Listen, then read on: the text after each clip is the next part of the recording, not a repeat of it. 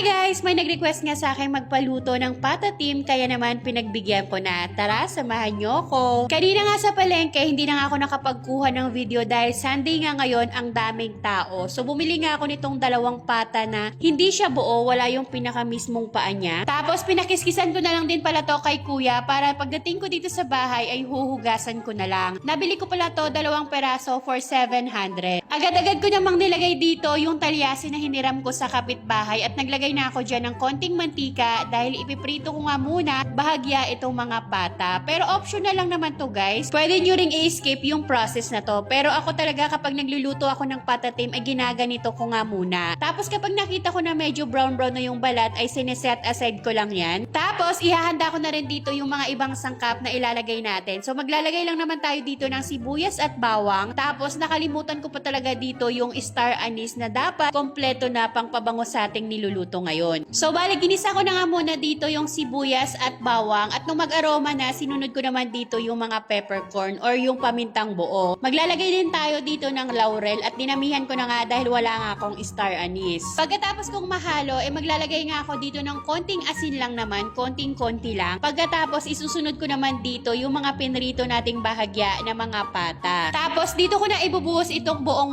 1.5 na Sprite, hindi yan sponsored. Kung ayaw nyo naman ng Sprite pero hindi ko pa kasi talaga na-try na tubig lang guys. Pero the best talaga na Sprite na lang ang gamitin nyo. Binuhos ko na rin dito yung juice ng pineapple slice, yung juice muna. Naglagay din pala ako dito ng 1.5 cup ng soy sauce, 1.5 cup ng ketchup at 3 pakete nitong oyster sauce. Sinamahan ko na rin pala ito ng 3 kutsara nitong brown sugar bago ko nga ito pinaghalo-halo. After naman nating mahalo ay pwede na natin tong tapan at lutuin ng 2 oras. Pero every 30 minutes guys or 20 minutes ay chine-check ko siya at binabaliktad para naman ma-absorb na magkabilang pata yung sauce na pinaglalagay ko dito. Bali naka-medium heat lang pala to guys kaya tamang-tama lang talaga ang pagkaluto ko nito and after ng 2 oras, eto na nga, binaliktad ko ulit tapos chinek ko kung malambot or tama na ba yung lambot at sobrang lambot niya na guys. Dito ko na nga ilalagay yung mga pineapple slice sa gilid tapos papakuluan ko lang siya like mga nasa 5 minutes lang bago naman natin ilalagay yung pinakahuli. Nako, perfect din pala itong ipanghanda sa darating ng Kapaskuhan o di kaya'y bagong taon. Ito nga pala yung hinanda ko nung last New Year. Kasama ko yung mama ko at gustong gusto niya talaga yung pagkaluto nito. So ayan, bali yung huli kong nilagay dito ay yung mga bok choy at maluluto na lang yan sa init ng ating pinaka-sauce. Hahayaan lang natin yan tapos pwede ko na tong iserve at hihahatid doon sa nagpaluto. Maraming